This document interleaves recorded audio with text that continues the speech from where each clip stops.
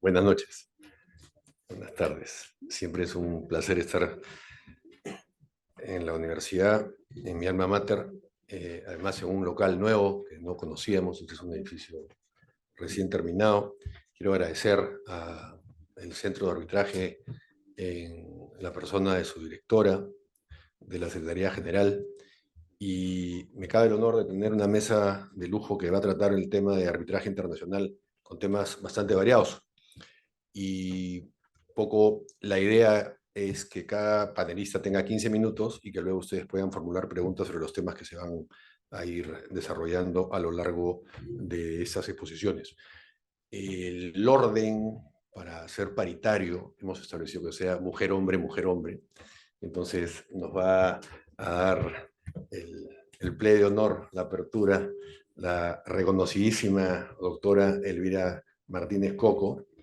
La voy a presentar, no necesita presentación, en realidad nadie necesita presentación, pero la formalidad hay que llevarla a cabo. Es abogada por la Universidad Nacional Mayor de San Marcos, es obviamente una reconocidísima árbitro nacional e internacional, cuenta con muchísimos laudos, probablemente más de 600 laudos emitidos por la doctora Elvira Martínez, es docente de varias universidades, árbitro CIADI, designada por el Estado peruano, y adicionalmente ha escrito numerosas obras, no solo en materias arbitrales, sino también en materia civil, que es su especialidad. Sin más, le dejo el uso de la palabra a la doctora Elvira Martínez. Muchísimas gracias, querido Gonzalo. Un placer estar al lado solamente de amigos y quiero agradecer esta invitación del Centro de Análisis y Resolución de Conflictos en la persona de la doctora Marlene Enchante. Muchísimas gracias. Quiero saludar también la presencia en el evento de Laura Gutiérrez, la presidenta del OCE, y me han dicho que con esto puedo manejar y vamos a ver si funciona hacia atrás. ¿Funciona? Ah, todavía no funciona. No lo he puesto. Hablé muy rápido. ¿Ah? ¿Les puedo contar cuántos años tengo? Mejor no. Hablemos de otro tema. ¿Me avisas cuando ya esté? ¿De qué vamos a hablar? A ver, todos hemos escogido temas distintos. No se ilusionen, no voy a hablar del tema en boga en Perú, lo siento. De eso se lo dejo para otros. ¿Ah? El último día hay una mesa que a propósito puede tocarlo. No lo voy a tocar yo. Así que no me hagan preguntas al respecto. Perdón, Elvira, Él sí va a hablar. yo tengo que cortarte un ratito porque me olvidé de presentar el tema Muy fundamental, bien. ¿no es cierto? Tema de moda es el famoso financiamiento del arbitraje por parte de terceros, y Elvira nos va a contar cuáles son sus expectativas respecto a la participación o no de estos terceros financistas en los procesos arbitrales y si cabe, evidentemente, incorporar a estos dentro del artículo 14 de nuestra legislación y dentro del marco del arbitraje internacional, evidentemente, si pueden ser considerados partes no signatarias en el arbitraje que se desarrolla. Adelante, por favor, Elvira. ¿Lo cambié?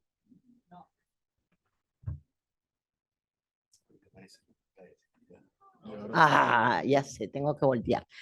Muy bien, vamos a hablar del financiamiento de arbitraje por terceros. Hoy, hoy. Oscar, hijo bello mío, ¿puedes venir a primera fila y ayudarme a cambiar las diapositivas? Ya sé que te avergüenzas cuando hay público, pero no importa. Uno trajo al mundo a los hijos para que le den felicidad, alegría y para que lo ayuden también a uno en este tipo de cosas cuando es abogado común. Muchísimas gracias, Oscar. Además, estás comprometido con el tema, ¿no? La primera pregunta que nos vamos a hacer es, ¿qué hace el financista de arbitrajes? ¿No?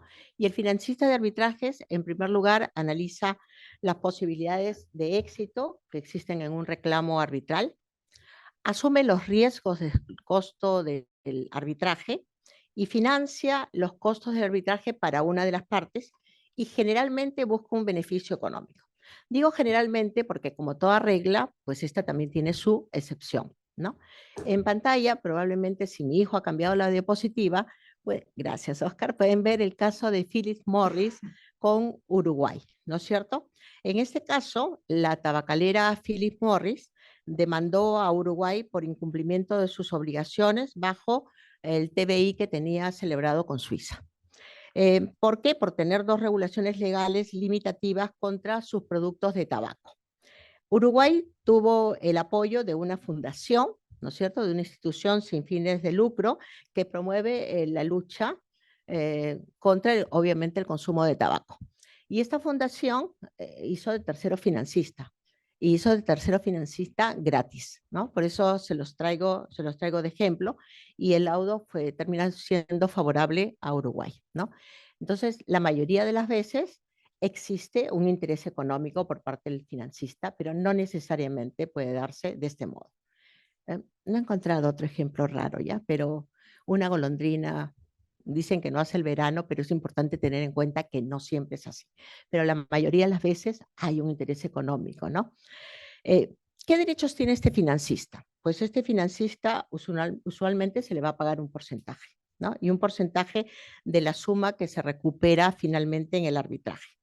No tiene derecho a recibir pago alguno si el arbitraje se pierde, ¿no? Porque ese es su riesgo.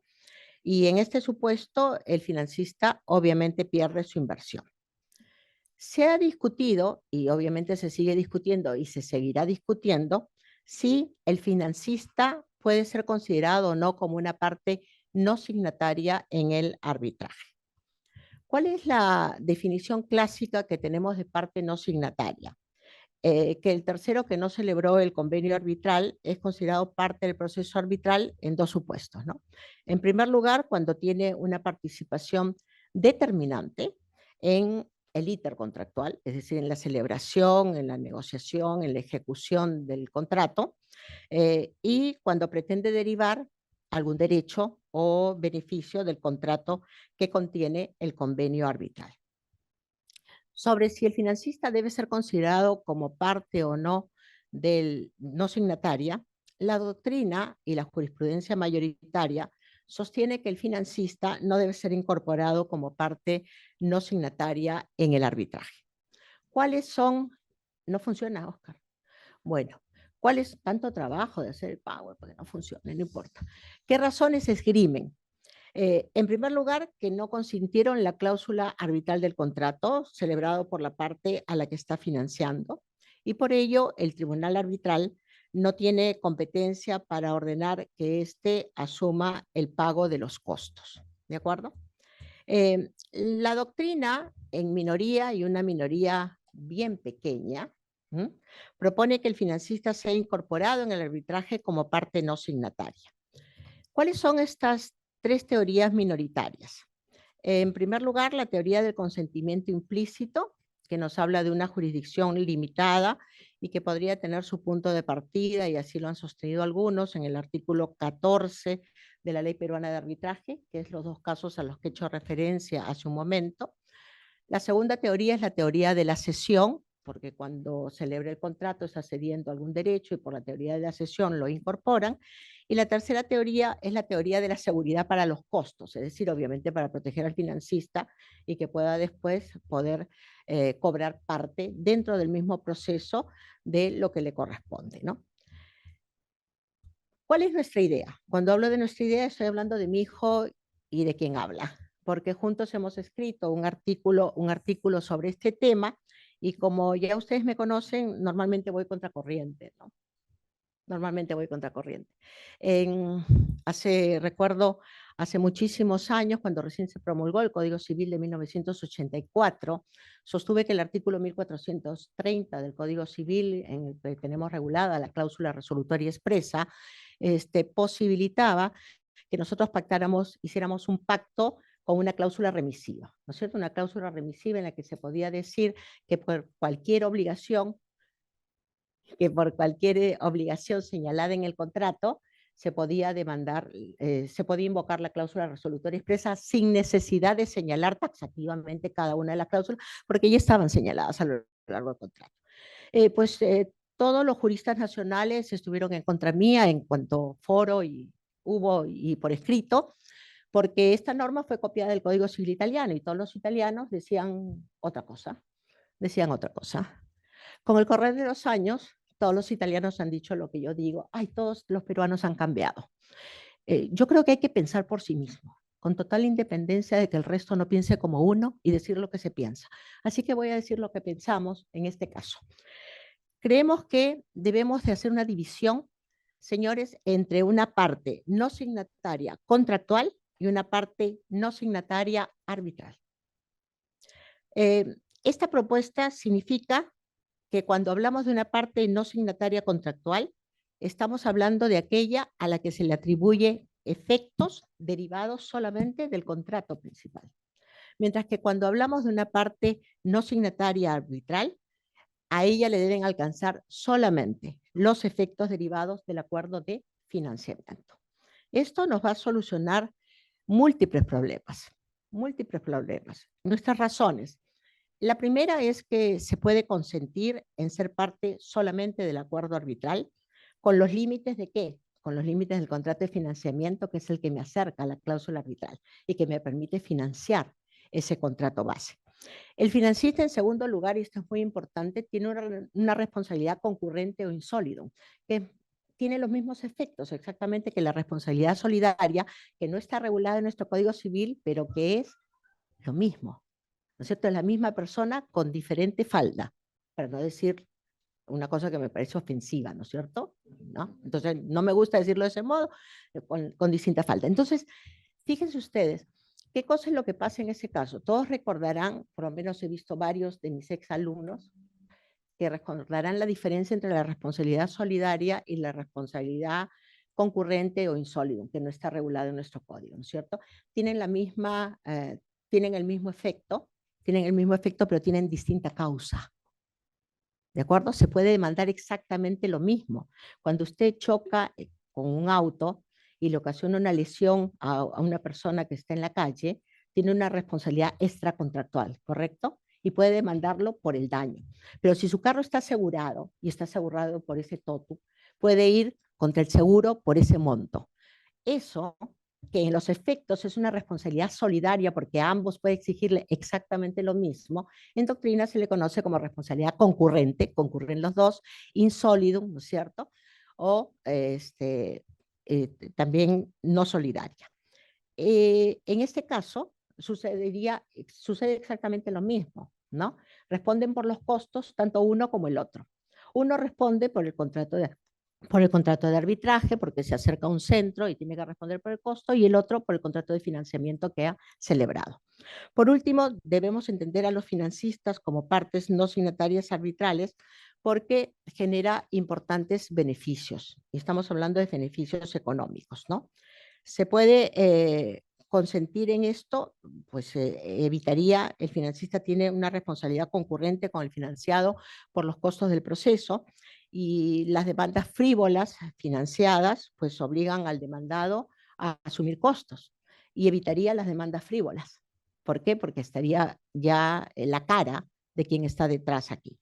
Si el financiado pierde el arbitraje, y este es un efecto económico importante, si el financiado pierde el arbitraje, el financista tiene una responsabilidad concurrente con el financiado por los costos del proceso.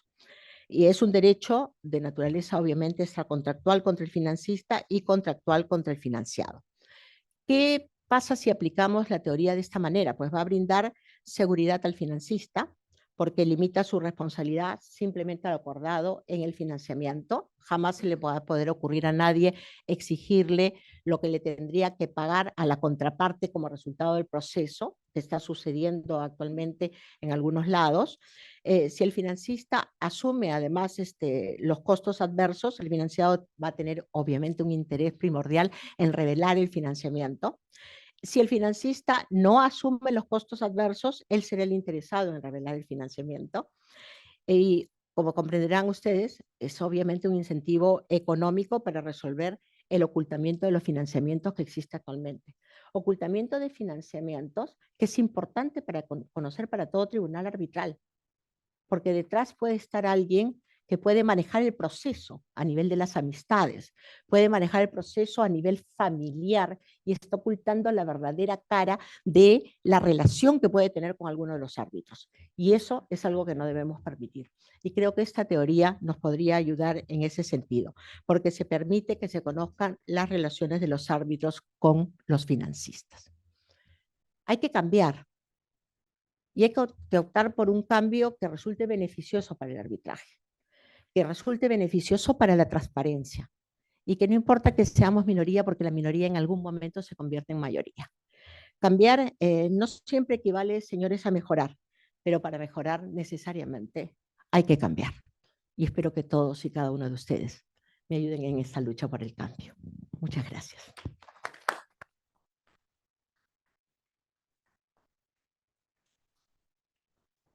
Muchas gracias, Elvira. Después regresamos, si tenemos tiempo, a un espacio de réplica corta. Vamos a darle el uso de la palabra al doctor José Tam.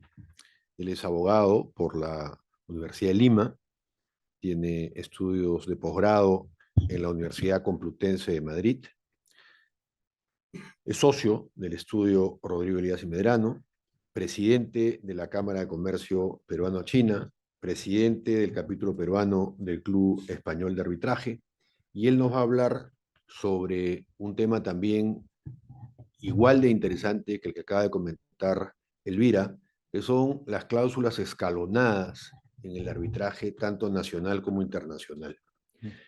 Y un poco lo que quiero preguntar, y probablemente sea materia de su exposición, es justamente si es necesario o no agotar estas cláusulas escalonadas y si esto de no hacerse es causal de anulación de los laudos arbitrales que no han seguido o no han guardado este acuerdo, este pacto expresado en los contratos. Adelante, Pepe. Muchas gracias, Gonzalo. Bueno, agradecer también al Centro de Análisis y Resolución de Conflictos de la Universidad Católica la invitación y permitirme compartir pues esta mesa con extraordinarios amigos y profesionales. Como ha adelantado ya Gonzalo, el tema es cláusulas escalonadas y es un tema que trasciende pues a la jurisdicción local. Es un tema que se ha convertido prácticamente en un estándar local y también internacional, tanto en contratación privada como en contratación con el Estado. De hecho, el uso de cláusulas escalonadas es un mecanismo absolutamente recomendado por las principales instituciones arbitrales del mundo, pero como Gonzalo ya adelantaba en su pregunta, nos genera varias cuestiones. Y creo que la primera cuestión es de conciencia. Como toda cláusula en un contrato, las partes tienen que estar conscientes de lo que están pactando. Y en las cláusulas escalonadas, voy adelantando un poco mi posición, lamentablemente me da la impresión que esa conciencia no es absoluta, ¿no es cierto? Uno suscribe la cláusula escalonada y luego se quiere salir de ella. ¿Por qué? Porque quiere saltarse el procedimiento que yo llamo número uno. No me gusta llamarlo procedimiento previo al arbitraje, porque precisamente de ahí parten una serie de errores conceptuales. Una cláusula escalonada, no estamos pactando un arbitraje con un requisito previo. Así creemos que es. Que estamos pactando un arbitraje con un trámite previo. No. Estamos pactando dos mecanismos de solución de controversias en una sola cláusula, que es una aproximación totalmente distinta. Tan importante el número uno como el número dos.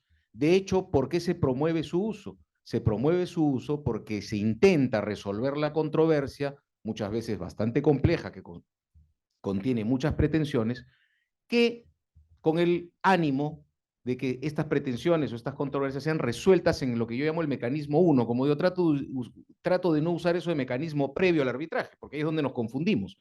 Creemos que es un presupuesto procesal del arbitraje. Y no, lo único que hemos decidido las partes en una cláusula escalonada o multinivel es que vamos a tener dos mecanismos de solución de controversias. Lo que pasa es que uno va a suceder en el tiempo antes que el otro. Y guarda lógica, porque la idea es que solo llega a arbitraje aquello que no pudimos resolver en el mecanismo de solución de controversias número uno. ¿Okay? Entonces, lo primero que quería llamarles la atención es eso. No digamos arbitraje con mecanismo previo, porque ahí vienen las equivocaciones. ¿Bien? A la pregunta, bueno, yendo al caso peruano, en el caso peruano no tenemos muchas alternativas de mecanismos número uno, ¿no es cierto? Porque la mediación casi inexiste, todavía no está desarrollada, está por desarrollarse. La conciliación, no quiero ser tan pesimista para decir que fue un fracaso, pero claramente todos la ven como un trámite previo al proceso judicial. O sea, no funcionó la obligatoriedad que le dio la ley, porque para nadie es un mecanismo, quizás para algunos casos sí, pero para la gran mayoría de personas es un trámite previo, casi como pagar una tasa administrativa para poder acceder al Poder Judicial. Es que ese es el tema, que nadie quiere ir al mecanismo número uno, ni en la justicia ordinaria y en arbitraje pasa en muchos casos. Entonces, la pregunta es una etapa preprocesal, como se le ha dicho en alguna jurisprudencia local o internacional? No, reitero, no es una etapa preprocesal y ese es uno de los grandes problemas que pueden llevar a errores jurisprudenciales. No activa la cláusula arbitral, ese es un error tremendo. Hay quienes dicen que no transitar por el procedimiento número uno no activa la cláusula arbitral, es decir, la cláusula arbitral no tiene vigencia, con lo cual los árbitros no tienen competencia si es que uno se saltara la garrocha del procedimiento número uno. Eso no es verdad. La cláusula arbitral existe, es válida, los árbitros nombrados, constituidos válidamente, tienen competencia. O sea, no tiene nada que ver. El procedimiento número 2 tampoco es una segunda instancia del primero. Eso es otro gran error. Hay quien cree que el tribunal arbitral tiene que revisar exhaustivamente lo que pasó en el procedimiento número 1. No, señores, no es una segunda instancia tampoco. Reitero, son dos procesos de solución de controversias distintos, lo que pasa que contenidos en una misma cláusula. Pero bueno, a la pregunta de Gonzalo un poco la respuesta es depende cómo trate cada jurisdicción este tema de las cláusulas escalonadas. En Perú tenemos aproximaciones diferentes, para variar, no necesariamente en una misma dirección. Y además es una aproximación paradójica teniendo en cuenta de dónde vienen. ¿No? Por ejemplo, el Tribunal Constitucional, en el caso Codiza, ¿qué hubiéramos esperado del Tribunal Constitucional? Porque acá también depende la aproximación que tengamos a la naturaleza del arbitraje, jurisdiccional o contractual. ¿Qué hubiéramos podido esperar del Tribunal Constitucional? Que en el caso Cantuarias 2005 dejó clarísima la aproximación jurisdiccional al arbitraje, no solo en el caso Cantuarias, sino que en otros casos también. Del Tribunal Constitucional se hubieran preguntado antes qué tipo de fallo hubiera esperado respecto a una cláusula escalonada, hubiera dicho que el Tribunal Constitucional no le iba a importar el procedimiento número 1, si se cumplía o no se cumplía. ¿Por qué? Porque la aproximación jurisdiccional nos dicen que no puede haber restricciones al ejercicio del derecho de acción. Ergo, cualquier cosa que signifique un requisito previo para activar la jurisdicción, sea ordinaria o arbitral, no existe, no debería existir o no es oponible. Entonces, yo hubiera esperado el Tribunal Constitucional que diga eso, pero dijo lo contrario y utilizó una frase que es que el procedimiento 1 es un imperativo vital, lo dice así, imperativo vital, tiene que cumplirse, le da una fuerza, como digo, excepcional, me refiero porque venía del Tribunal Constitucional y todos los antecedentes que tenía, le da una fuerza inusitada a la voluntad de las partes y a la cláusula en la que se pactó los dos procedimientos, el 1 y el 2, que era el de trato directo. ¿No es cierto? Que ese es otro tema que voy a tratar. Las salas comerciales, al revés, de quienes yo hubiera esperado la segunda sala comercial específicamente en el caso de Asau, de la que hubiera esperado más bien un pronunciamiento más, digamos, contractualista, más tratando de hacer respetar la cláusula contractual tal cual la pactaron las partes, más bien le quitó importancia y dijo, no, no es necesario agotar el procedimiento número 1, no es necesario. No se anula nada, vamos para adelante. ¿No? Entonces, lo que tenemos hoy es una aproximación del Tribunal Constitucional no acorde con los antecedentes del propio Tribunal Constitucional, pero no pasa nada, pero ahí está.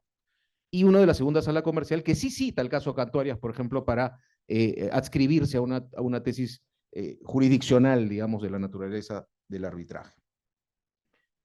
Entonces, no tenemos claridad, pero Gonzalo es una pregunta válida. ¿Qué hace un tribunal si advierte esto? O sea, vamos a la práctica. ¿Qué hacemos?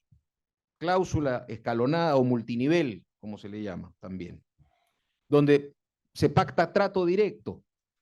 Es que esa es otra cosa. cuando pactamos estos mecanismos de solución de controversias, número uno, distintos del arbitraje, hay que pactarlos bien también, ¿no es cierto? El Estado tiene una regulación o una forma de regular esas cláusulas con más precisión, pero en la contratación privada no es tan preciso, dice simplemente trato directo por 30 días o por 60 días. ¿Qué es eso? ¿Qué es el trato directo por 60 días? ¿Cómo se prueba? ¿Cómo se documenta? Porque fíjense que el Tribunal Constitucional le presentaron cartas notariales en el caso Codiza y dijo, no bastan. No basta ese cruce de cartas notariales para que se me acredite que se dio el trato directo.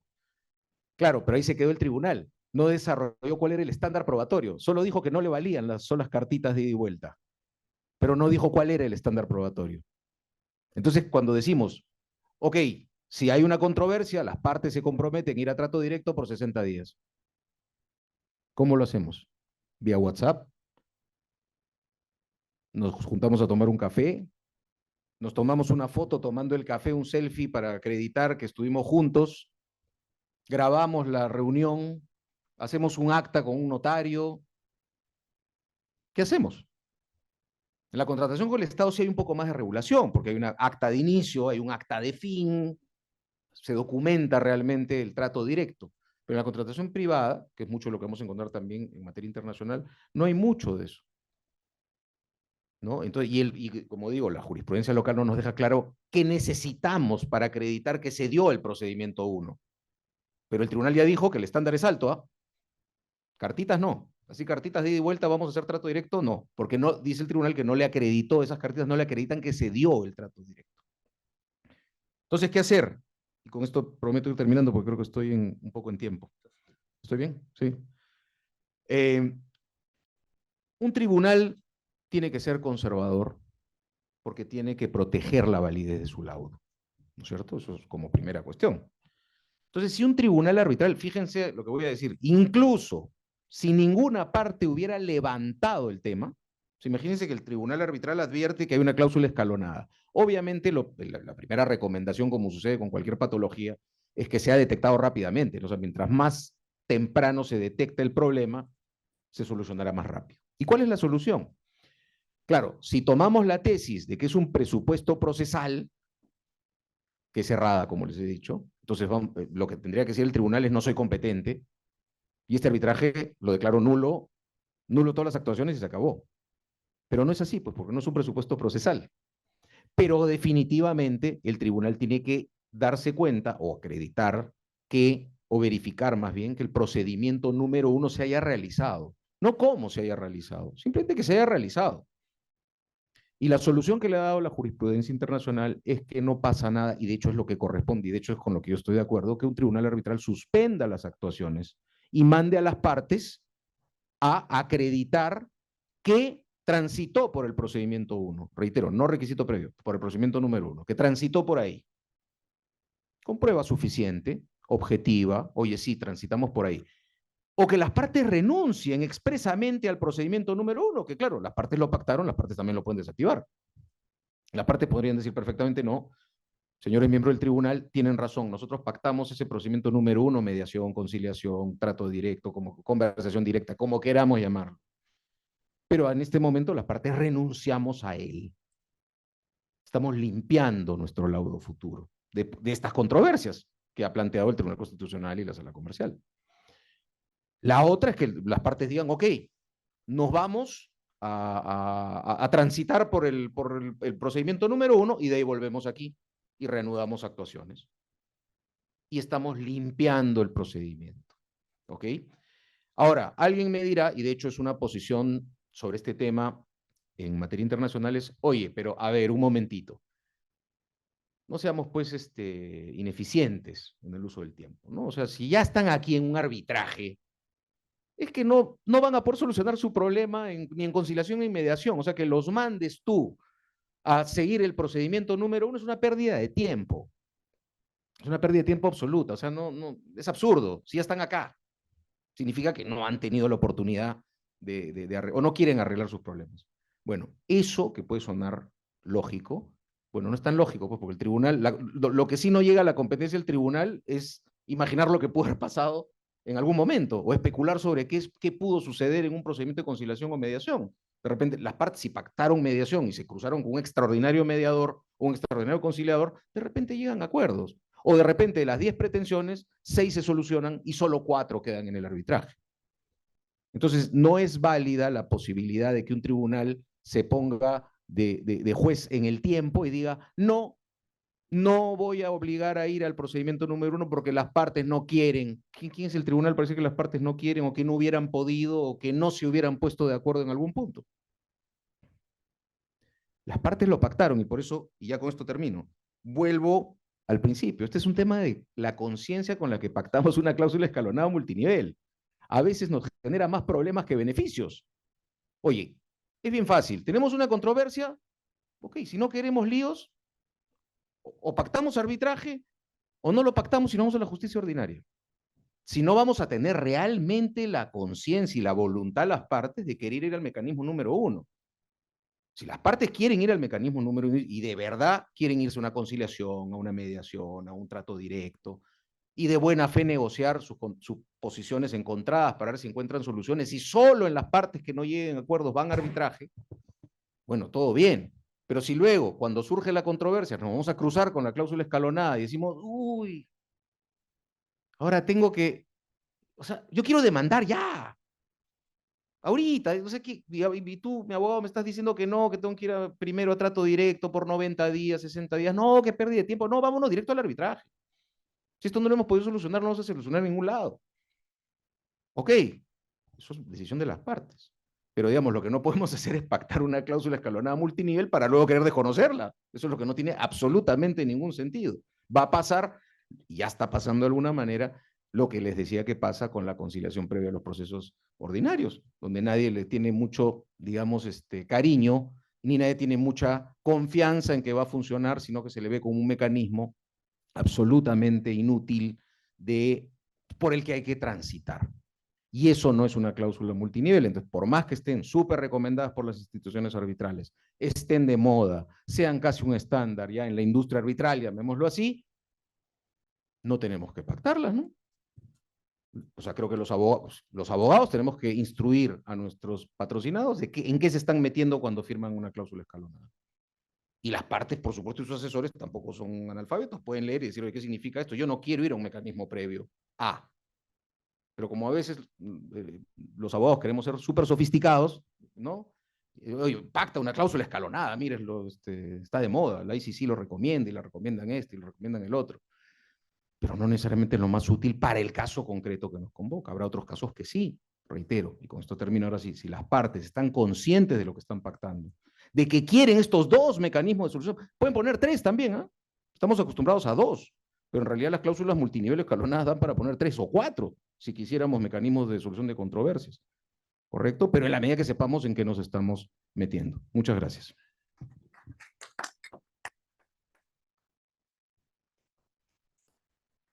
Gracias, Pepe.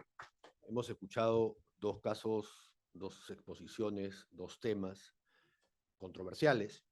El tema del financiamiento de terceros, que espero preguntarle luego a Elvira qué opina respecto de laudos que han sido anulados justamente por violación del orden público como consecuencia de que luego se descubrió que habían sido financiados por terceros que no habían salido de manera transparente a los procesos. Pero eso lo comentamos después.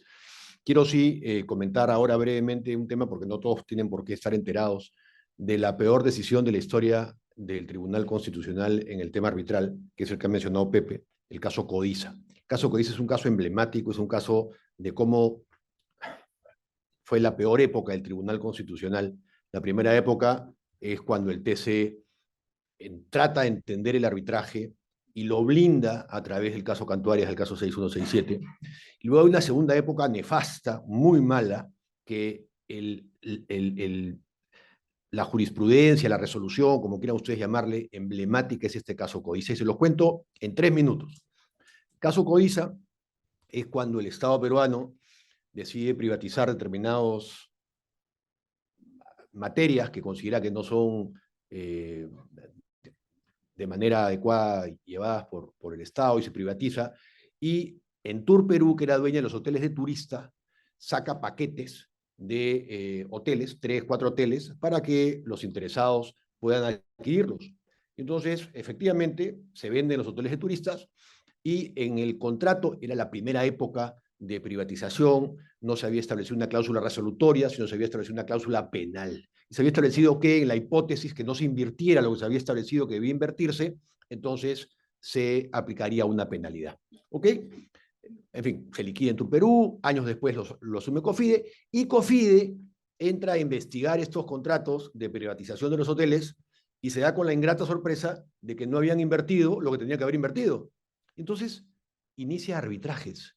Inicia a esta empresa Codiza, le inicia un arbitraje a través, en ese momento, un centro de arbitraje que ya desapareció, CEARCO, con 3 extraordinarios árbitros. Era la primera época del arbitraje, recién se iniciaba, en años finales de los 90, ¿no es cierto? Ya estaba vigente la 26572.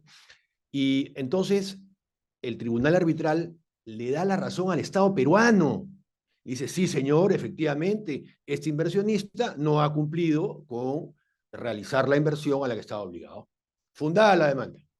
El inversionista, Picón, se va a el recurso de anulación, Corte Superior, lo pierde. ¿Qué hace en ese momento? Aún no se había dado la tercera gran época del Tribunal Constitucional, es el famoso caso María Julia, 142, que se da en el 2011, esto es antes. Entonces, ¿qué hace el TC? Perdón, ¿qué hace el vencido en el recurso de anulación? Presenta una acción de amparo. Acción de amparo la pierde en primera instancia, acción de amparo la pierde en la Corte Superior, acción de amparo va al Tribunal Constitucional. Hasta ese momento, todos los amparos habían sido denegados. ¿Qué hace el Tribunal Constitucional? Declara fundada la acción de amparo contra una decisión arbitral expedida en este laudo 5, 6 años atrás, yendo en contra de sus propios precedentes vinculantes, como el caso Cantuarias y como otros casos que habían habido posteriormente. Esto generó, pues, como ustedes imaginarán, una desazón, un fastidio en toda la comunidad arbitral, hubieron comunicados, y finalmente el Tribunal Constitucional se dio cuenta de la gran metida de pata. Tómense la molestia de revisar el caso Codiza, entra a revisar pruebas, entra a revisar lo que el artículo y que ellos habían señalado en sus resoluciones anteriores está terminantemente prohibido y que ellos lo habían señalado así en sus precedentes para los jueces. Ellos están por encima del bien y del mal y en consecuencia ellos entraron a revisar el fondo, revisar pruebas, consideraron que la pericia no había sido... En fin, es realmente, lean el caso Codiza. Y ese es el caso que ha mencionado Pepe, así es que es un pésimo precedente para tomar en consideración, ojalá que no se vuelva a repetir nunca más en la historia del Perú. Y eso finalmente fue corregido en la tercera gran época del Tribunal Constitucional, donde cierra finalmente y blinda el arbitraje, ya no solo desde el momento de su inicio hasta la emisión del laudo arbitral con el procedimiento arbitral, sino que blinda también el tema de las medidas cautelares, señalando que no es posible plantear acciones de amparo en la medida que es igualmente satisfactoria la vía de recurso de anulación, salvo los 3 casos que ustedes conocen perfectamente que señala el 142, el caso de María Julia. Entonces, ese es el caso que se los quería comentar, porque no todos tienen por qué conocer el caso Codiza. Perdón por hacer uso de mi derecho a abuso de moderador. En fin. Vamos al tema ahora. Este ya no es un tema polémico, es un tema pacífico. La doctora Irma Rivera, que ya es adoptada peruana, es abogada por la Universidad Sergio Arboleda, es posgrado en métodos alternativos de solución de conflictos del Colegio Mayor Nuestra Señora del Rosario, es árbitro internacional, docente en diversas universidades, miembro del Club Español de Arbitraje, miembro del Comité Latinoamericano de Arbitraje, miembro de la Asociación Latinoamericana de Arbitraje Woman, ponente, árbitro internacional y ahora también nacional, por supuesto. Así es que le damos la más cordial bienvenida a Irma, que nos va a tratar sobre un tema que lo mencionó Marlene hace unos minutos, sobre el arbitraje y tecnología, herramientas en permanente y constante evolución, una mirada práctica, y la dejo en el uso de la palabra a la doctora Rivera. Adelante. Yo pago acá. Perfecto. Muy buenas noches a todos y a todas. Yo me siento muy feliz de tener la oportunidad de compartir este espacio con todos ustedes. Me encanta venir al Perú y me siento muy honrada que me den la oportunidad de compartir algunas reflexiones sobre la tecnología y el arbitraje. Y por supuesto, este es un tema que se ha hecho mucho más presente en nuestras vidas, especialmente después de la pandemia.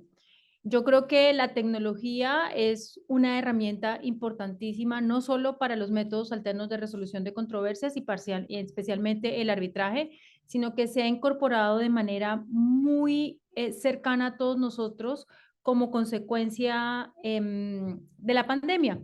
Y aquí quisiera hacer algunas reflexiones con relación a ese tema.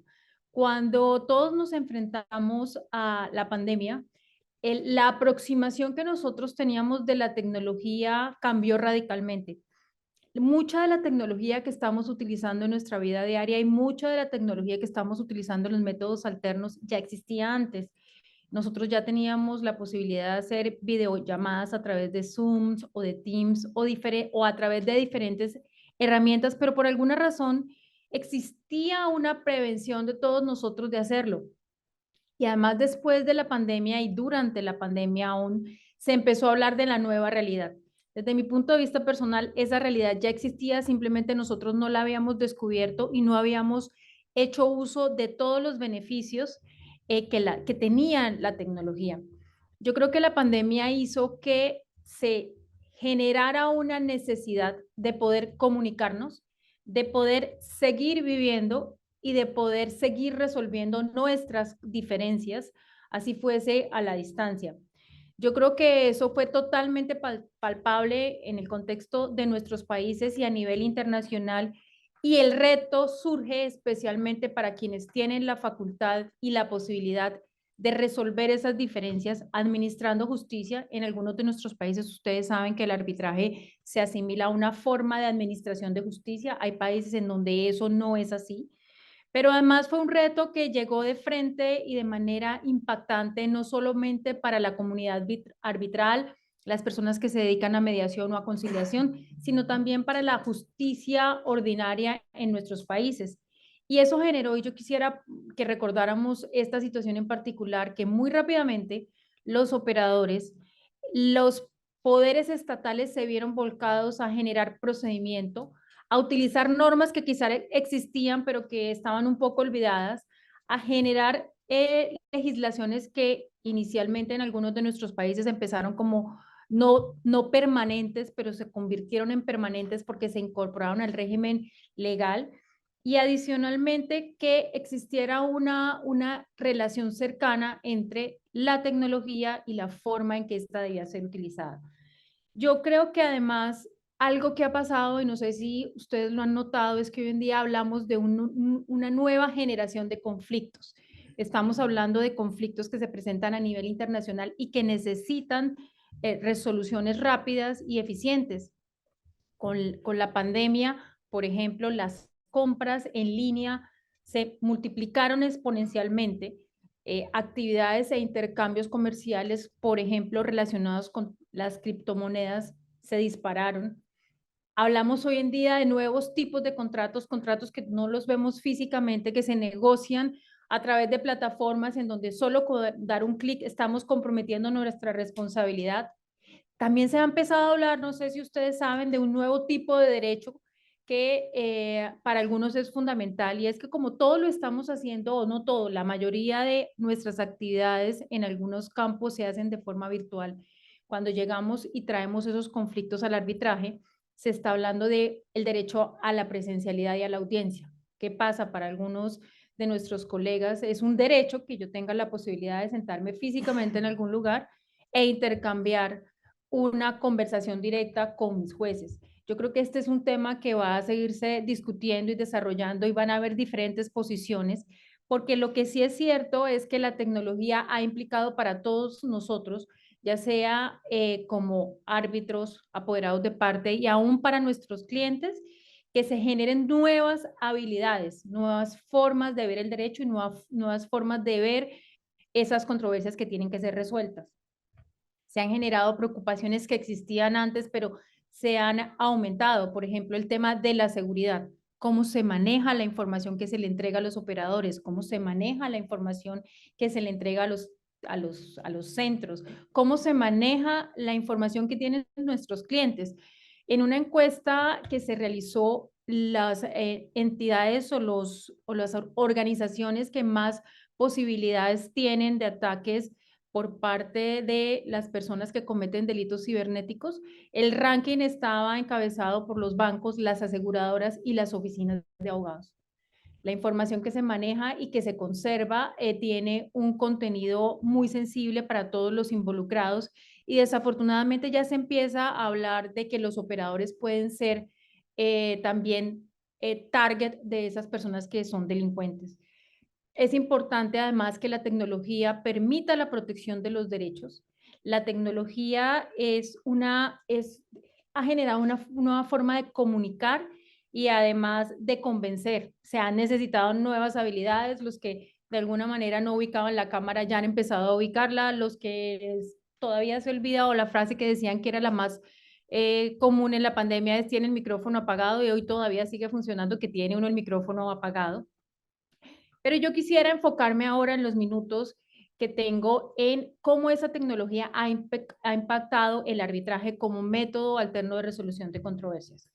Yo creo que la tecnología avanza mucho más rápido que lo que avanzan las normas, los reglamentos y quizás la imaginación que nosotros podemos tener como abogados.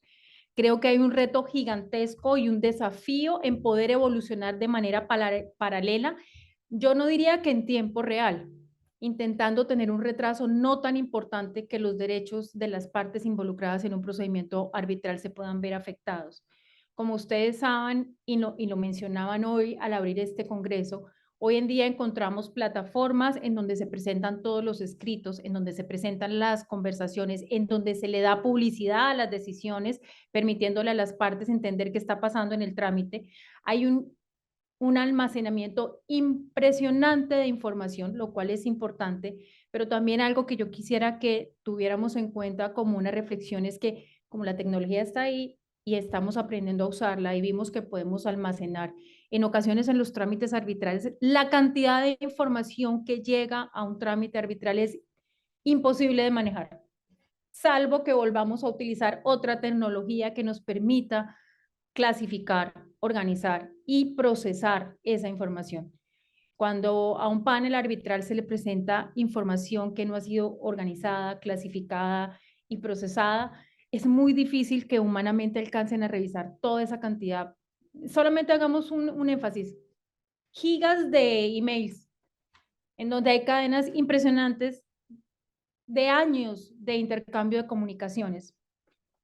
Otro tema interesante en cuanto a la tecnología es la grabación de las audiencias, que además se vuelven parte del expediente y que sirven posteriormente para ser revisadas por las partes, para continuar dentro del trámite, por los árbitros para revisar sus decisiones y por las cortes arbitrales que tienen que revisar y tomar decisiones frente a cuestionamientos de idoneidad o decisiones difíciles en relación con los árbitros que hacen parte del panel arbitral. Hoy en día ustedes van a seguir y van a continuar oyen con cierta frecuencia que se habla de la inteligencia artificial, del aprendizaje automático, del Big Data, en donde hay unos mecanismos que permiten procesar, analizar y de alguna manera hacer predicciones frente a las decisiones. Yo les quiero decir que hay un temor de muchos de mis colegas en cuanto a que la tecnología va a poder reemplazar a los seres humanos. Y digamos que si uno lee las novelas más miedosas que uno encuentra en el mercado, posiblemente dirían que muchos de los abogados están destinados a la extinción. Yo tengo una posición diferente. Yo creo que hay un tema fundamental y es que la tecnología no puede reemplazar el proceso cognitivo y de análisis. Y además está atado a un tema que es fundamental y que yo creo que es importante para la profesión que todos nosotros escogimos. Nosotros somos los guardianes de la legalidad y de la ley, y la tecnología aplicada a la labor que nosotros hacemos como árbitros apoderados o apoderados de parte tiene que estar rodeada de una ética que permita que se conserve la transparencia, la seguridad y se salvaguarden los derechos. Y aquí para cerrar simplemente quisiera recordar 3 roles importantes. el rol del árbitro en el uso de la tecnología. El árbitro tiene la carga de que la tecnología se utilice de forma razonable, respetando las normas que sustentan las decisiones que va a tomar dentro del trámite, porque las decisiones que toma un árbitro en un panel arbitral generan derechos, generan obligaciones y cambian la vida de quienes están involucrados en ese procedimiento arbitral al tomar una decisión, especialmente la que se consolida en el laudo arbitral.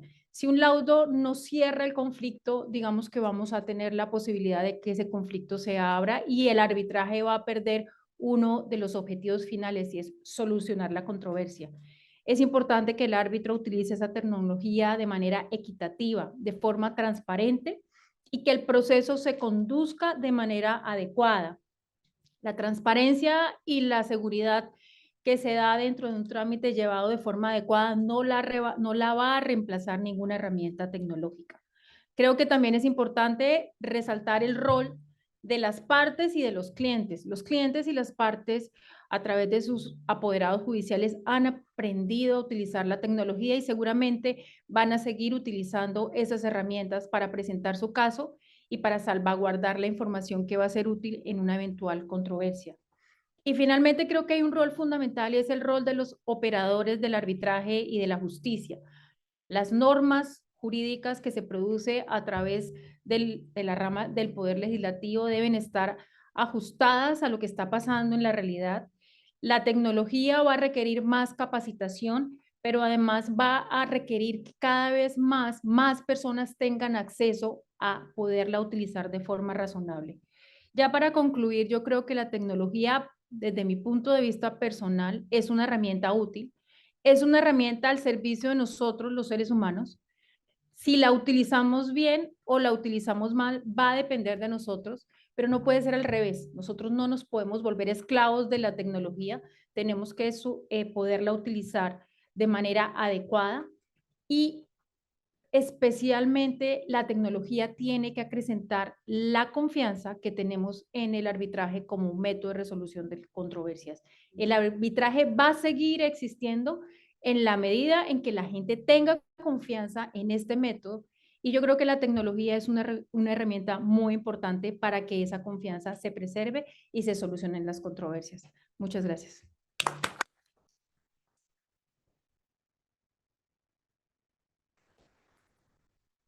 Realmente un lujo moderar así, no tengo que sacar tarjeta ni decirles que terminó el tiempo, una maravilla, todos han cumplido escrupulosamente el tiempo. Solo quiero, para después, no para ahora, en los 5 minutos que les voy a dar a cada uno de los panelistas, dejar una pregunta a Irma sobre qué ocurriría si ella se encuentra con un laudo arbitral que ha sido realizado por inteligencia artificial. ¿Será válido, no será válido? ¿Se podrá anular, no se podrá anular? Si le mete los datos y el flojo, el árbitro, se basa en la inteligencia artificial para emitir su laudo. Pero en fin, lo dejamos ahí. Estoy lista para romper. Vamos a nuestro último panelista, Ricardo Ampuero. Él es abogado por la Universidad Peruana de Ciencias Aplicadas, máster en Derecho por la Universidad de Columbia, expresidente de la Comisión Especial del Estado peruano para controversias sobre inversiones internacionales, profesor de la Universidad Católica y de la UPC, árbitro y consultor tanto nacional como internacional. Ricardo nos va a hablar sobre algo que está lastimosamente de moda, la caducidad de contratos de concesión en el contexto de estándares de protección de inversiones. Es un eufemismo, un nombre bonito para decir cuando el funcionario público patea el tablero. Y bueno, básicamente nos va a contar casos si hay, cuáles son los temas que debemos prever y qué ocurre respecto a la caducidad de este tipo de contratos. Adelante, Ricardo.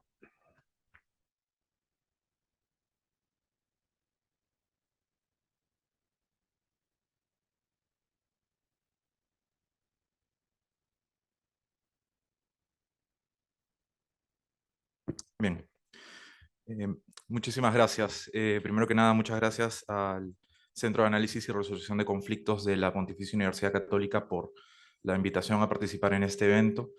Y estoy muy contento de compartir panel con tan destacados colegas y amigos.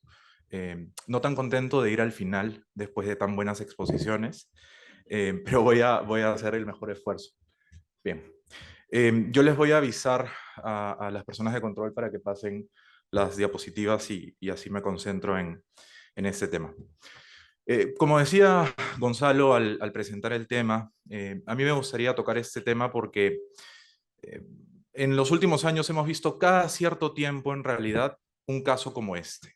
Pasó hace muchos años, como ustedes recordarán, en el caso de la vía expresa de la avenida Fawcett, con el caso Convial, en donde se caduca el contrato por razones de interés público.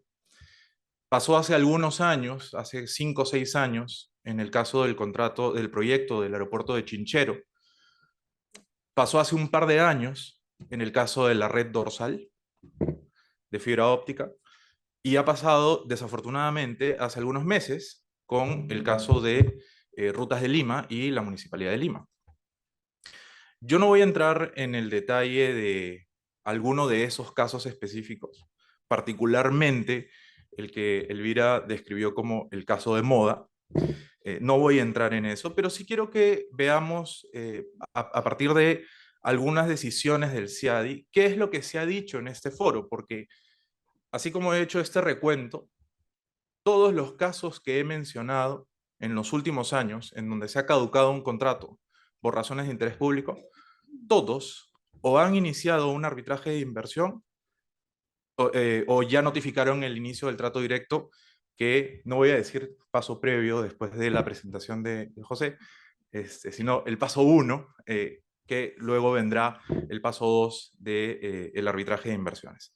Entonces, como todas estas decisiones han terminado en una discusión en el ámbito de arbitraje de inversiones, me pareció interesante poder discutir eso. Ahora, sin perjuicio de que vamos a revisar algunos precedentes, sí me permito hacer un comentario breve, previo, de que, como nosotros sabemos, en el arbitraje de inversión particularmente no existen precedentes de observancia obligatoria. Es decir, los tribunales no están obligados a seguir lo que otros tribunales han dicho sobre estos temas. Pero los reto a encontrar un solo laudo que no cite muchas otras decisiones de casos de inversiones.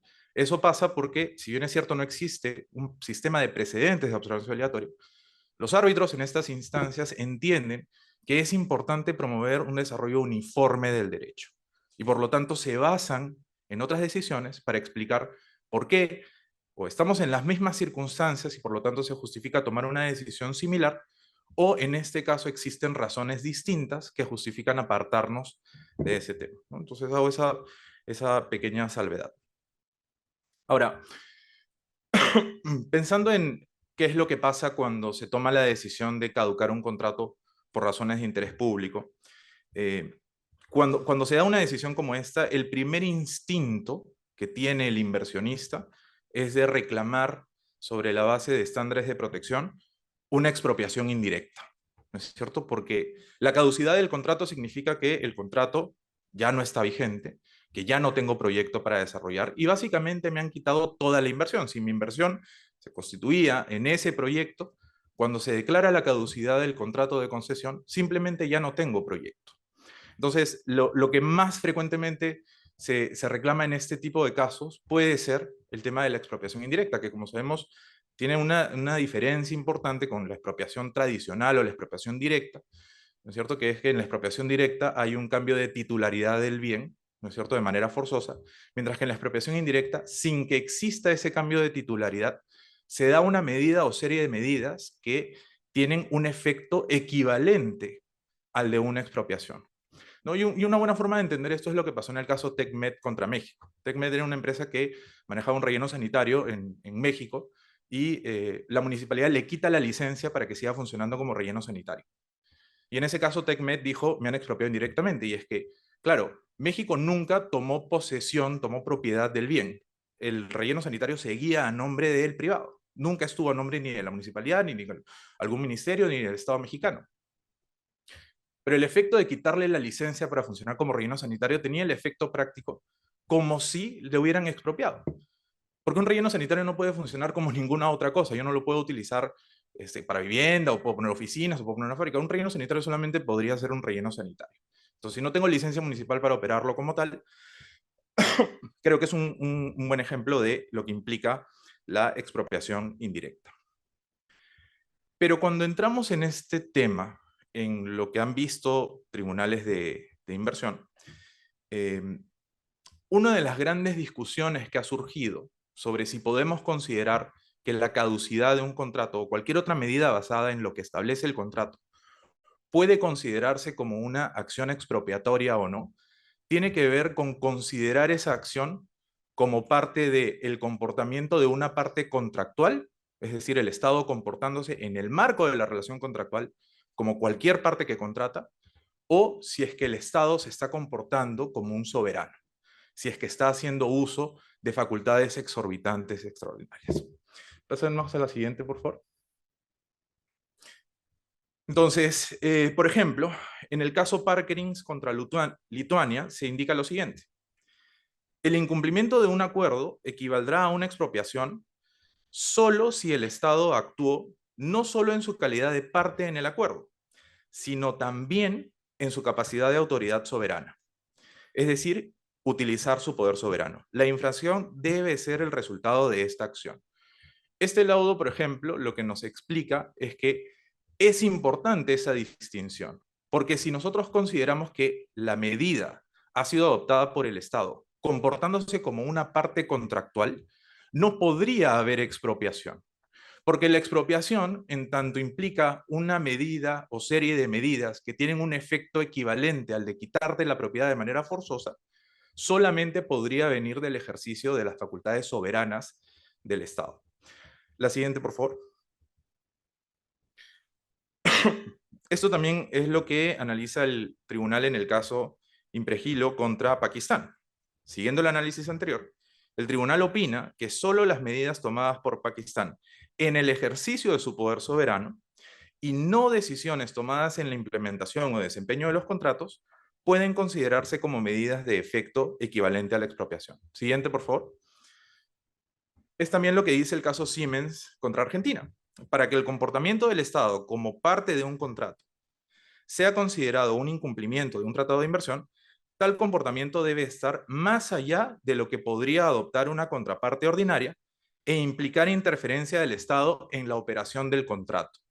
Entonces, los tribunales típicamente han dicho, oye, para encontrar que hay una vulneración de estándares de protección que están contenidos en tratados, cuando se trata de una acción que está permitida por el contrato, yo necesito encontrar un extra. No puede ser solamente una parte contractual haciendo ejercicio de esa facultad que las partes pactaron. Siguiente, por favor. Lo mismo dice el caso de Ulises contra Ecuador. La administración temporal de PBII fue un acto realizado por Conelec en ejercicio de un derecho otorgado en virtud del contrato de permiso ante el incumplimiento por parte de la demandante de su obligación contractual de generar electricidad durante 15 años. Se trataba del comportamiento habitual de una contraparte contractual. Por lo tanto, no suponía el ejercicio de una autoridad gubernamental, como puissance publique, perdonen mi francés, atribuible al Estado ecuatoriano. Entonces, la línea de las decisiones en CIADI claramente hace esta distinción. Ahora han surgido discusiones adicionales y me gustaría abordar dos de ellas. Han habido algunos casos en donde lo que se ha dicho es, oye, pero un momento, ya, perfecto, puede ser que el contrato decía que se podía caducar por razones de interés público. Pero es el Estado el que está tomando, y es solamente el Estado el que puede tomar esa decisión. No es una facultad que de acuerdo al contrato está disponible para ambas partes. Como solamente lo puede hacer el Estado, entonces sí está ese elemento de facultades exorbitantes y por lo tanto sí podríamos considerar que hay una vulneración de tratados internacionales. Bueno, siguiente por favor. El caso Suez contra Argentina aborda este tema y nos dice lo siguiente. El mero hecho de que exista alguna participación del gobierno en los eventos que conducen a la rescisión de un contrato no significa necesariamente que dicha rescisión sea el resultado de un ejercicio de poderes soberanos. La acción de Argentina al rescindir la concesión, supuestamente de conformidad con los términos de la concesión, no fue un acto de expropiación, sino más bien el ejercicio de sus alegados derechos contractuales. Siguiente, por favor. Eso es lo que dice también, o en esa línea va el caso de Duke Energy contra Ecuador. Las partes contractuales privadas pueden convenir en conceder a una de ellas, no a ambas, a una sola de ellas, la facultad de imponer sanciones a la otra si éste incurre en actos ilícitos durante la ejecución del contrato. Esa delegación de potestades, establecida de común acuerdo, emana de la autonomía que el derecho de los contratos concede a las partes y debe distinguirse de la potestad del Estado de imponer sanciones en ejercicio de sus atribuciones soberanas. Esto es similar, si es que usted se da cuenta, a la discusión que durante un tiempo estuvo muy de moda de si los reguladores debían de participar en los arbitrajes o no. Y había toda una discusión de, oye, si las actuaciones del regulador estaban sobre la base de lo que el contrato de concesión establecía o si estaban sobre las bases de la norma que establece las atribuciones del regulador. Una discusión similar se da en este caso, pero en otro nivel, pero trato de hacer un símil. Lo que los tribunales están diciendo es, oye, tendríamos que encontrar algo más. No es suficiente con que sea el Estado quien está tomando esta decisión. Siguiente. Lo mismo dice el caso Bayindir contra Pakistán. Incluso si la expulsión violó el contrato y privó a Bayindir de la sustancia económica de los derechos contractuales, un hallazgo de expropiación solo estaría fundado si los actos en cuestión fueran actos soberanos. Bien, la otra gran discusión es, ok, no es suficiente que participe el Estado, pero cuando se caduca un contrato es por razones de interés público. Ahí sí. ¿Cómo puede ser? El Estado es el único que puede invocar el interés público. Entonces, el Estado es el único que puede tomar esta decisión. Sale del contrato, sí, pero la toma sobre la base de interés público. El único que puede determinar cuándo existe un interés público es el Estado. Entonces, sí estamos ante estas facultades exorbitantes. Bueno, pasamos a la siguiente, por favor. El caso Jan de Null contra Egipto aborda este tema. Es cierto que el contrato se adjudicó, dice el tribunal, mediante un proceso de licitación, regido por las leyes sobre contratación pública. Este no es un elemento suficiente, sin embargo, para establecer que la autoridad gubernamental se ejerció en relación de SSA con las demandantes y más particularmente en relación con los hechos y omisiones denunciadas. Lo que importa no es el elemento de servicio público, sino el uso de prerrogativas de autoridad gubernamental. En ese sentido, la negativa a otorgar una prórroga de tiempo en el momento de la licitación tampoco demuestra que se utilizó la autoridad de gobierno, independientemente de las razones de tal denegación. Cualquier privado que es parte de un contrato podría haber actuado de la misma forma. Siguiente, por favor. Hamester contra Ghana dice lo siguiente. Al considerar la aplicación del artículo 5 de los artículos de la Comisión de Derecho Internacional, el tribunal ha evaluado cuidadosamente si, en sus tratos con Hamester en relación con JBA, Cocobot actuó como cualquier contratista o accionista, o más bien como una entidad estatal que hace cumplir los poderes regulatorios. Debe tenerse en cuenta que este análisis se ha concentrado necesariamente en la utilización de poder de gobierno. No basta con que se haya realizado un acto de una entidad pública en el cumplimiento de algún interés general, misión o propósito para calificar como un acto imputable. Pasamos al siguiente, por favor. Y acá me gustaría comentar sobre el caso Convial, que es el primer caso que comentamos sobre decisiones de caducar un contrato de concesión por razones de interés público. Este caso terminó yendo al CIADI sobre la base de una alegada vulneración del Tratado de Promoción y Protección de Inversiones Perú-Argentina. Y en ese caso, fíjense lo que el tribunal dice, y esto es un antecedente de lo que Perú ya ha, digamos, litigado y ha obtenido una decisión. A juicio del tribunal, el hecho de que la declaración de la caducidad como prerrogativa contractual haya estado dirigida a la protección de un bien público, relacionado con la existencia del interés público, no altera la conclusión de que esa declaratoria constituyó el ejercicio de un derecho contractual y no una acción soberana. En efecto, que la Municipalidad Provincial del Callao haya declarado la caducidad por motivos de interés público no implica que no estuviera ejerciendo una potestad cuya única fuente es el contrato. Máxime cuando el interés público fue una de las causales de caducidad contractualmente pactadas. En esa medida, la facultad de la municipalidad de declarar la caducidad provino del concurso de voluntades de los contratantes y no de la voluntad soberana del Estado. El tribunal concluye que el acto es contractual y no de imperio, a pesar de que la caducidad se haya declarado invocando motivos de interés público. Entonces ustedes dirán, pero Ricardo, entonces lo que nos está diciendo es que está bien, que los funcionarios públicos pueden de pronto decir, vamos a caducar el contrato y no pasa nada. No. hay un par de temas que tienen que tenerse en cuenta. Todo lo que nosotros hemos visto hasta ahora tiene que ver con la expropiación, con facultades de expropiar indirectamente. Pero nada de esto va a aplicar si es que se analiza bajo el prisma de otros estándares de protección, como por ejemplo trato justo y equitativo.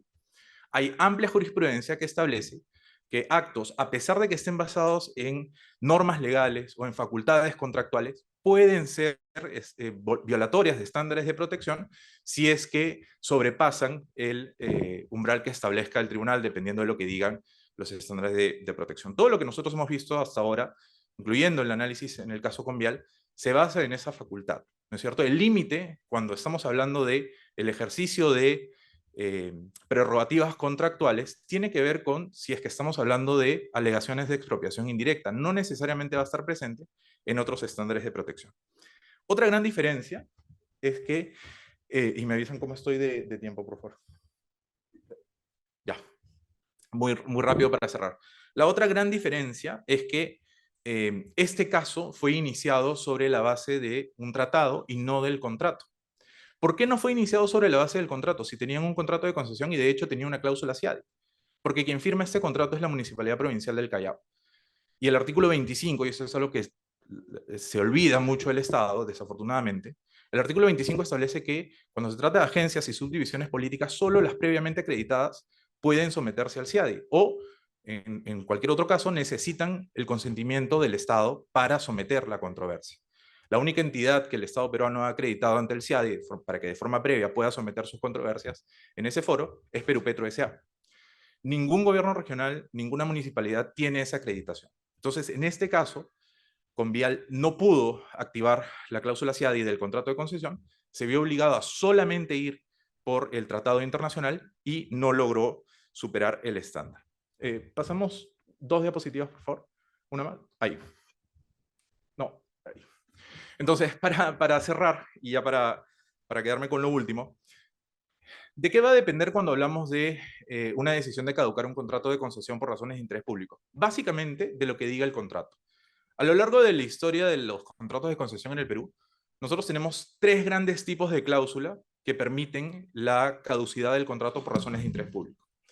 Hay un pequeño grupo de contratos que se firmaron sobre todo en la década de los 90, que otorgan al Estado la facultad de resolver unilateralmente el contrato en cualquier momento y a su discreción, y no imponen ningún requisito adicional. Hay otro grupo de contratos que dicen que el Estado puede terminar unilateralmente el contrato por razones de interés público debidamente fundadas, que por ejemplo es el caso de Chinchero y es el caso de la red dorsal.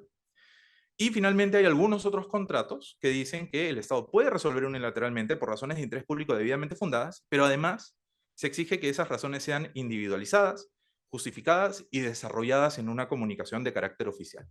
De eso va a depender si es que podemos considerar que una caducidad ha sido bien hecha o no.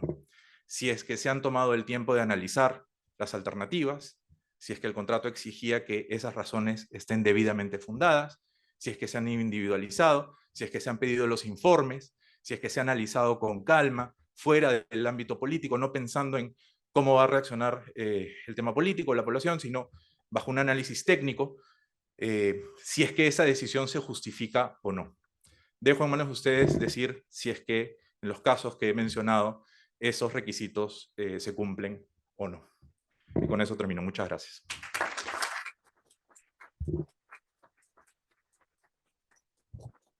Gracias.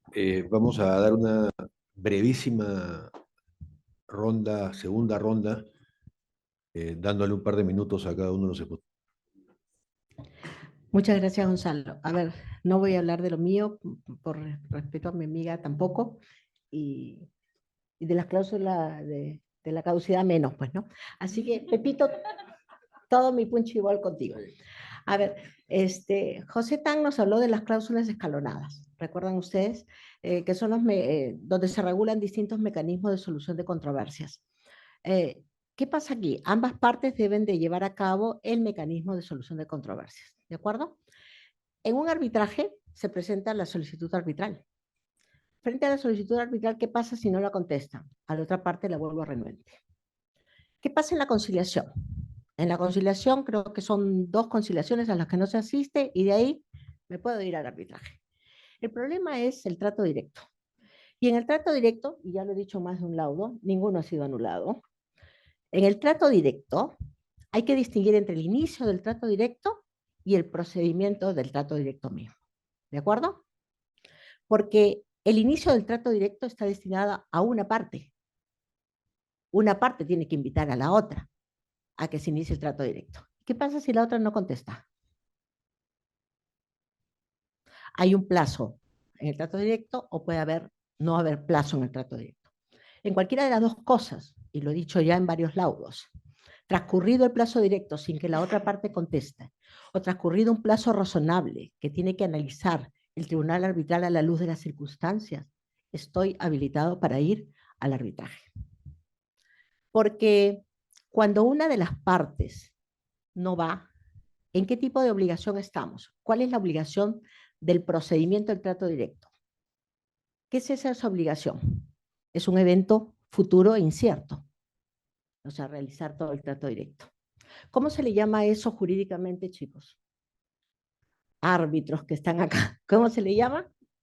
Condición potestativa. ¿Qué nos dice el artículo 172 del Código Civil respecto a las condiciones potestativas que se dejan en la exclusiva voluntad de uno de los deudores? Son nulas, señores. Cuando eso sucede y se activa, chao, no hay que suspender el arbitraje, amigo mío. Hay que decir lo que estoy diciendo. Ninguna corte te lo va a anular. Muchas gracias.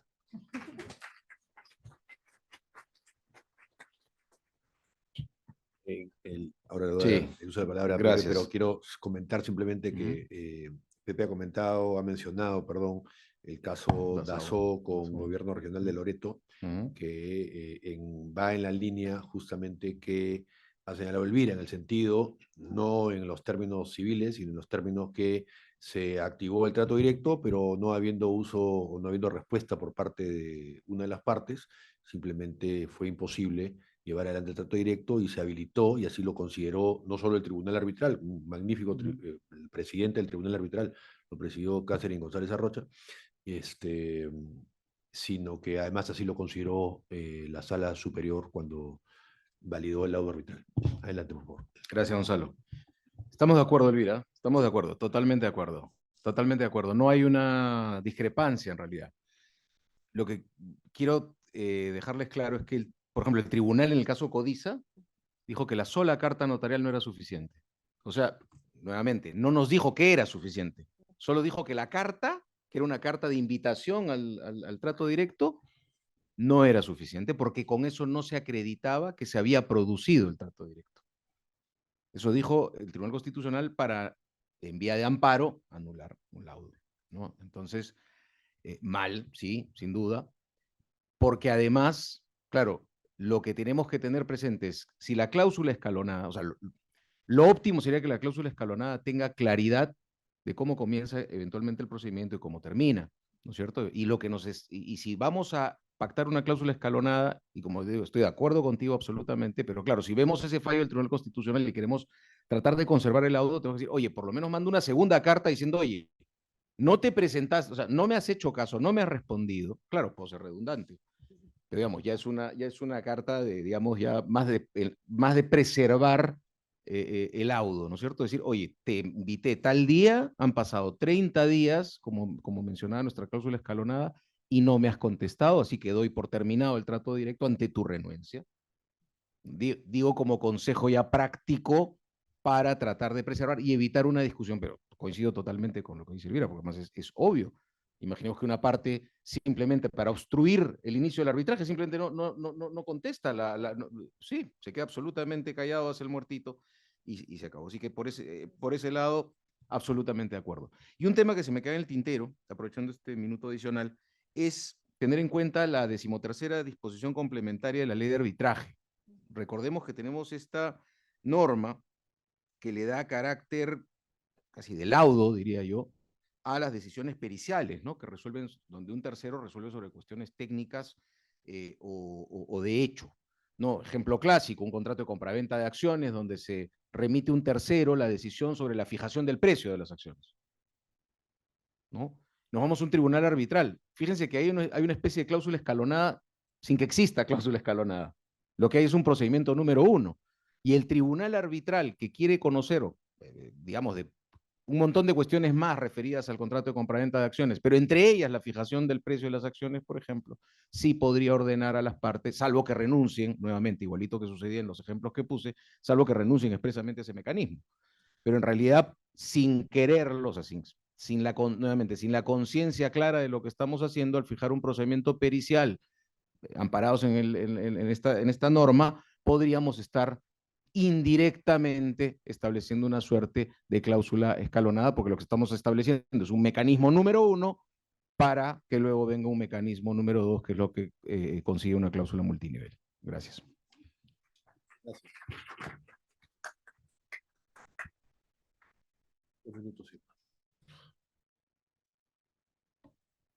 Muchísimas gracias. Yo creo que yo me enfocaría en lo que me preguntaron mis copanelistas, y es qué pasaría con un laudo expedido o proferido por una inteligencia artificial. Ahí yo el análisis que hago de esa pregunta en particular es depende. Depende un poco de cuál es el sustento normativo que existiese que permitiera que esa inteligencia artificial tomara una decisión como esa. También va a depender mucho de cuáles son los avances en ese tipo de inteligencia que permita no solamente decir es negro o es blanco, sino cuál es el análisis detrás de eso, que es negro o es blanco. Hay algunos estudios que dicen que, por ejemplo, los árbitros y los abogados que litigan, si llegáramos al escenario en donde la inteligencia artificial gobernara todas nuestras actuaciones diarias, serían, digamos, los últimos abogados que se extinguirían en el tiempo. Y si hacemos un análisis simplemente plano de las normas que están vigentes en la mayoría de nuestros países, el árbitro tiene un encargo intuito persona. Es un encargo directo en donde está basado, como les comentaba, en la confianza.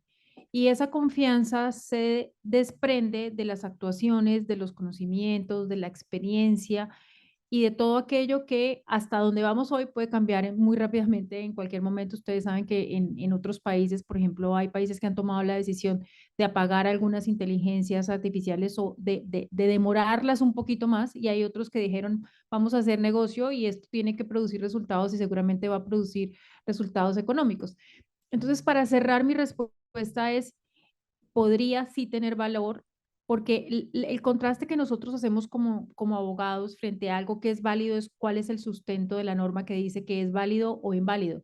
Si el presupuesto de invalidez se da, o si el presupuesto de nulidad se da, o si el presupuesto de ineficacia se da, pues se aplica la norma y se genera el efecto jurídico contenido en esa sanción.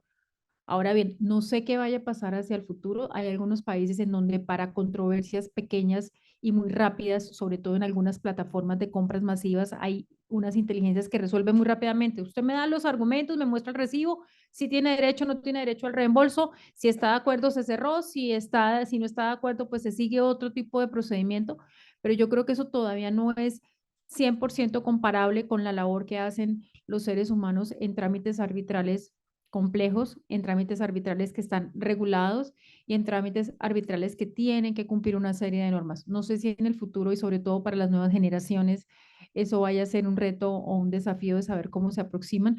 Y simplemente cierro con contarles que se hizo un estudio en Europa, en España, por una compañía que se me escapa el nombre, en donde estaba hablando de las iniciativas jurídicas que los abogados están teniendo para utilizar inteligencia artificial y programas. Y hay todo lo que ustedes quieran. Si ustedes se meten, hay programas e inteligencias artificiales que analizan la predictibilidad. Hay algunos países que ya lo están usando. En Estados Unidos se está usando por el sistema, no para que falle, sino para que ayude al juez a ver cuál es la línea jurisprudencial. Hay inteligencias artificiales que están revisando el comportamiento de los árbitros, de todo como en botica. Pero el que menor desarrollo había tenido en esta encuesta eran aquellas iniciativas encaminadas a hacer un reemplazo de un panel arbitral de manera completa, especialmente en trámites complejos. En conclusión, si la norma existe y existe la tecnología, pues no sabemos a qué nos vayamos a enfrentar, e igual reitero mi posición. Yo creo que la tecnología es simplemente una herramienta que tenemos que utilizar de manera correcta al servicio de nosotros, de los seres humanos. Si lo utilizamos bien, o la utilizamos mal va a depender de nosotros y las consecuencias las vamos a vivir nosotros.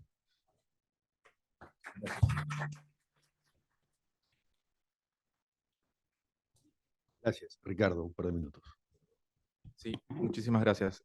Muy brevemente, solo para complementar un par de temas que dejé en el tintero porque me quedé sin tiempo.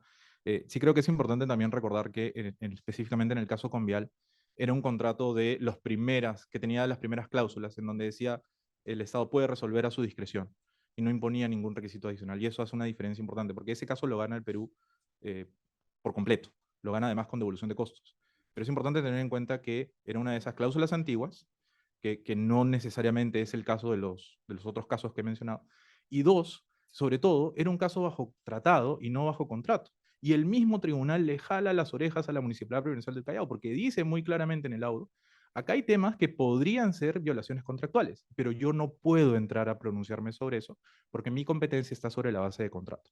Todos los otros casos que he mencionado han sido iniciados sobre la base de contrato y de tratado. Entonces no va a haber forma de escapar esa discusión. Entonces, creo que es importante poner en ese contexto el precedente de Convial, que si bien es cierto es un precedente favorable al Estado peruano, en donde se ganó el caso, la discusión es mucho más compleja que eso en los casos que vienen. El otro punto previo que quería tocar es simplemente decir que estoy también de acuerdo con Elvira, porque además tuve el placer de compartir tribunal con ella, en donde dijimos exactamente lo que ha explicado. Y tal vez el único comentario muy brevemente, complementando la presentación de Elvira, es que cuando hablamos de financiamiento por parte de terceros, creo que es importante recordar que no es un fenómeno nuevo. Alrededor del mundo ha existido hace mucho tiempo, solamente que encontraba su enfoque principalmente en procesos judiciales, pero siempre han existido empresas que se dedican a financiar litigios a cambio de recuperar con el resultado de ese proceso el monto que ha sido financiado. Han habido dos grandes cambios de paradigma que han generado toda la preocupación y que se vuelve un tema en boga. Número uno, cuando empiezan a financiarse casos en arbitraje y ya no litigio.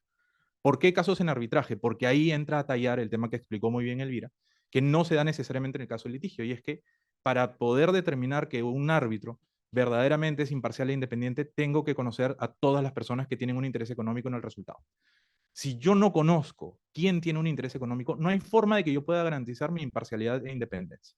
Entonces, ese es un primer elemento que entró a tallar cuando el financiamiento pasó al arbitraje.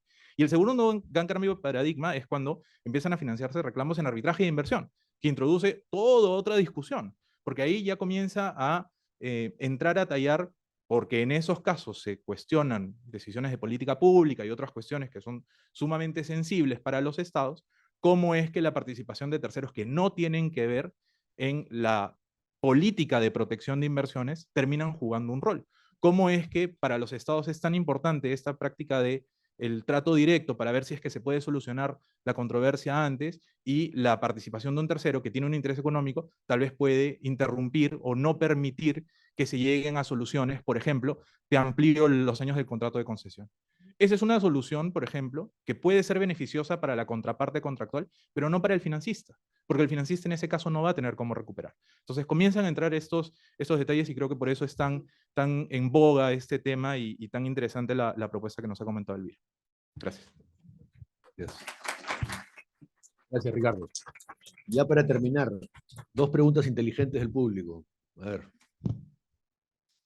¿Quién quiere formular preguntas? No, todas son inteligentes, Elvira. Todas. Bueno, buenas noches. Quisiera hacer una pregunta al doctor José Tam y también una pregunta a la doctora Elvira Martínez. En relación con las cláusulas escalonadas de solución de controversias, mucho se ha discutido en doctrina internacional con respecto a cuáles son las consecuencias del incumplimiento del procedimiento 1, ¿no?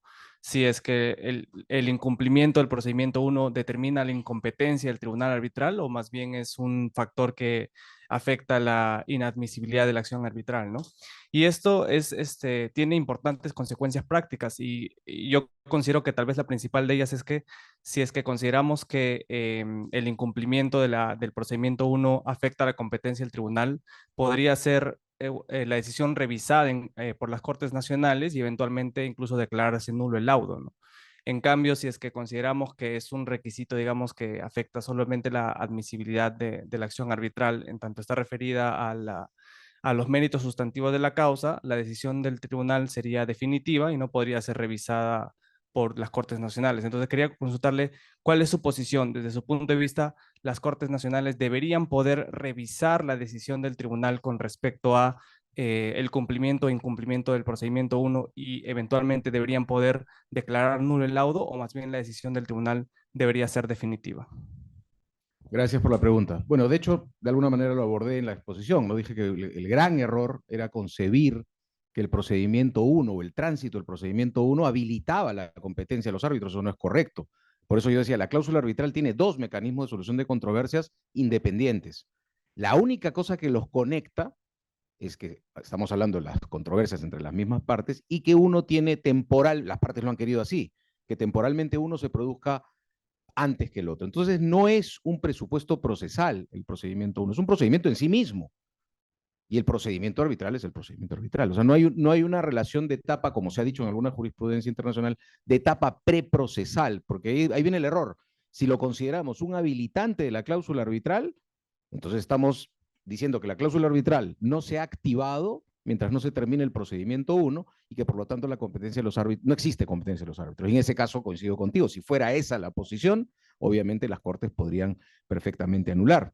Y esa no es la situación, ¿no es cierto? Por eso, tratando de encontrar una solución práctica más que teórica, se trata de que los tribunales traten, y no exhaustivamente, ojo, porque no se trata, también lo dije, el tribunal arbitral no es segunda instancia o segundo grado de lo que pasó en el procedimiento 1. O sea, el tribunal arbitral no tiene ninguna obligación de ver con profundidad, simplemente tiene que verificar si está la cláusula escalonada, que se produjo el procedimiento 1 o como decía Elvira, que se intentó que se produzca, pero que se transitó por él. ¿Y con qué prueba? Estándar de prueba, reitero, no hay un estándar de prueba. No se estableció en la vía jurisprudencial el estándar de prueba. Lo que nos dice el Tribunal Constitucional en el caso Codiza es que pareciera ser, nos parece sugerir que el estándar de prueba es un poquito alto, porque ni siquiera la carta notarial, dijo que una sola carta notarial no demostraba nada, ¿no? Pero esa es un poco para preservar, obviamente, la validez del laudo, ¿no? Porque la causal que se le está poniendo es no haber seguido las actuaciones arbitrales de acuerdo a lo pactado por las partes, que también es un poco forzado, porque no se trata de actuaciones arbitrales, se tratan de actuaciones que se produjeron en el procedimiento número 1, que no tendrían que ser materia de anulación, definitivamente. Ok, distingamos entre el inicio del arbitraje y si ya se dio el procedimiento del trato directo, entre el inicio del trato directo y el procedimiento del trato directo. Ya dije que si se inició el trato directo y no se llevó a cabo el procedimiento, pues transcurrido el plazo del trato directo o el plazo razonable, estoy habilitado para ir a arbitraje. Distinto es el supuesto si no se inició el trato directo, porque por acuerdo de las partes, y ahí sí prima el principio de la autonomía privada, se debió por lo menos iniciar el trato directo. ¿Qué están haciendo varios de nuestros tribunales? Están suspendiendo el arbitraje y les están mandando a las partes a su casa a que hagan el trato directo, ¿no? Si estuviera en esa situación, probablemente yo no suspendería el arbitraje, le daría fin, que se vayan y que luego reconstituyan tribunal. Probablemente cuando suspenden el arbitraje lo que están haciendo es cuidar su puesto de árbitro. Yo ese puesto nunca lo cuido. Las partes siempre regresan. Gracias. Una última pregunta. La doctora. Hola, esta es una pregunta para Ricardo Ampuero, pero tiene que ver con cláusulas escalonadas, o sea que quizá los otros quieran contestar. Ricardo, tú en tu experiencia en el Estado, el trato directo que hay que tener 6 meses antes de ir al CIADI, ¿cuál ha sido el resultado? Sí. A ver, hay dos partes a esa respuesta. Uno es si es que, sin perjuicio de lo que ha explicado José, si es que se puede considerar como un requisito de jurisdicción o de admisibilidad. Obviamente, desde la experiencia, desde el Estado, nosotros siempre se ha defendido en los casos que es un requisito de jurisdicción.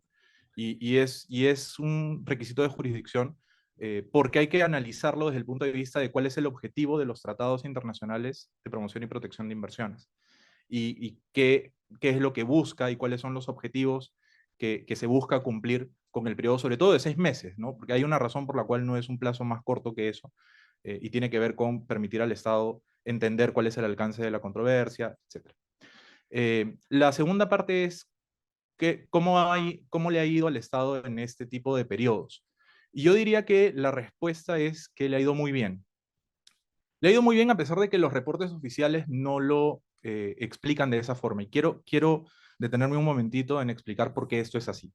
La ley que crea el Sistema de Coordinación y Respuesta del Estado en Controversias de Inversión, la ley 28933, establece un mecanismo para lograr una solución amistosa.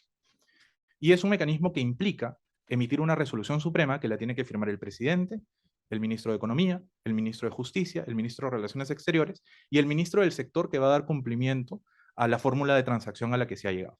Es un procedimiento engorroso. No es tan sencillo de lograr, pero es un proceso que yo creo que sí ha incentivado que el Estado logre soluciones. Y de hecho el Estado en 2 oportunidades ha firmado acuerdos de solución amistosa respaldados por la emisión de resoluciones supremas. En el caso de Isolux Corsan en el año 2013 y en el caso de AVI, Transmisión Eléctrica, en el 2016. Eso es lo que muestra el récord oficial, porque esos son los casos en donde se ha cumplido con el trámite de emitir una resolución suprema. Pero hay muchos otros casos en donde se ha logrado una solución a través de la negociación, pero siendo un poco más pragmáticos. Precisamente porque es complicado y engorroso y burocrático obtener una resolución suprema. En muchos casos lo que se hacía era negociar con las entidades involucradas en la controversia y hacer que la razón por la cual se inició el reclamo desaparezca. Eso es, por ejemplo, lo que pasó en el caso de APM Terminals contra Perú, que de hecho llegó a iniciarse un caso en CIADI, pero fue suspendido porque las partes negociaron, se llegó a un acuerdo entre la autoridad portuaria, el Ministerio de Transportes y Comunicaciones y el regulador, porque cada uno le estaba pidiendo cosas distintas al concesionario. Entonces, cuando toma la comisión especial ese caso, lo primero que hace es alinear las posiciones ahí y luego negocia con el inversionista y se llega a un acuerdo y desaparece la razón por la cual se inició el reclamo. Entonces, ese caso, por ejemplo, es descontinuado por pedido de APM Terminals, pero la razón subyacente es porque se negoció y se llegó a un acuerdo. Es lo que ha pasado en muchos otros casos más, como Luz del Sur, Toromocho, etcétera, pero que no están en los récords porque no se ha emitido una resolución suprema. Entonces, yo creo que el Estado, sobre todo porque tiene este sistema de coordinación y respuesta que articula bastante bien, principalmente el pedido de información, que es lo más complejo cuando estamos hablando de que las controversias pueden venir de cualquier lado, y 2, que articula bien tener un solo interlocutor con el inversionista, sí ha logrado, transacciones, y ha logrado que casos no avancen a la etapa de arbitraje, pero es un poquito complejo por lo que estoy explicando, medir el alcance real de eso. Lo mismo pasa con, por ejemplo, han habido notificaciones en donde una respuesta firme ha generado que ya no vuelva más el inversionista. Yo no podría garantizarte que es la respuesta firme la que generó eso, es difícil de medir, pero creo que sí hay un sistema que ha hecho uso de esa etapa previa, como mínimo para informarse, y luego si es que después tiene que litigar el caso, litigarlo de la mejor forma posible presentando los mejores argumentos que se puedan. Gracias.